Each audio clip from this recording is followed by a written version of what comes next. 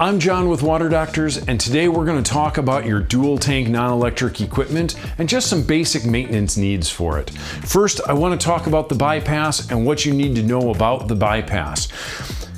Green means go, so water is going in and out of the bypass. If you turn it and you see red, now it's going to stop the water here. And if you continue to turn it around, you're going to see yellow.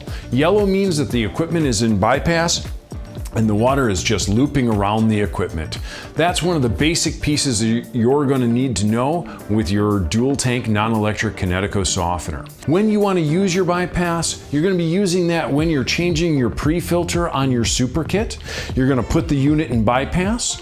You're going to be able to open up one of the two valves with a bucket so that water goes into the bucket. Then you're going to want to open the second valve to be able to create a siphon in your super kit filter. That'll draw the water down so that you don't have as much water potentially spilling when you're changing that filter. Once that water is down, you'll be able to open up that filter using your Kinetico bypass wrench. Very easy, you slide that up and under. You'll be able to crank that open and be able to remove that pre-filter. Very simple, very easy. That pre-filter is actually going to lock up into the housing so that it doesn't fall out of place. You'll do that exact scenario in reverse to be able to put that back in. Turn that wrench so it's tight. This is not, hey, we have to crank this in there. It'll actually seat into place. Clean, simple, easy. You'll then slowly turn off the valves and you'll be able to turn this back from being yellow into a little bit of red. You're gonna hear some water rushing. Let that sit for just a moment and then you can open it up the rest of the way. If your bypass is a little bit stiff to be able to open, one of the neat things with the Kinetico wrench is that it is designed to be able to lock into your handle. Simple, easy, and effective for you. The other part to the Kinetico softener is the brine tank.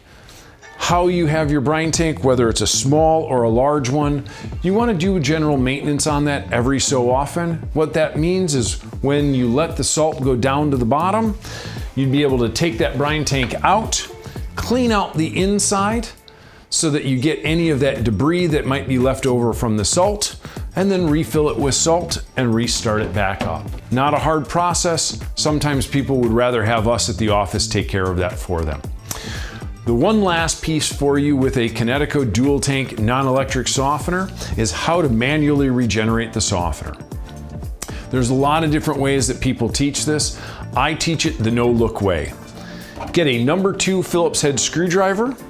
You want that center screw in the middle. It's usually a black screw head in there. We're gonna put the screwdriver in there. We're gonna push down. It'll depress about 1/8 of an inch.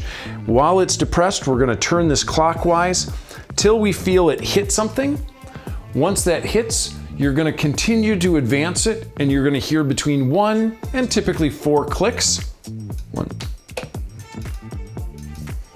And then water is going to start rushing. That's how you manually regenerate one of the two sides. When your softener is done regenerating on one of the two sides, you can do that exact same process and it'll regenerate the other side for you. That's how you manually regenerate a dual tank non-electric Kinetico softener.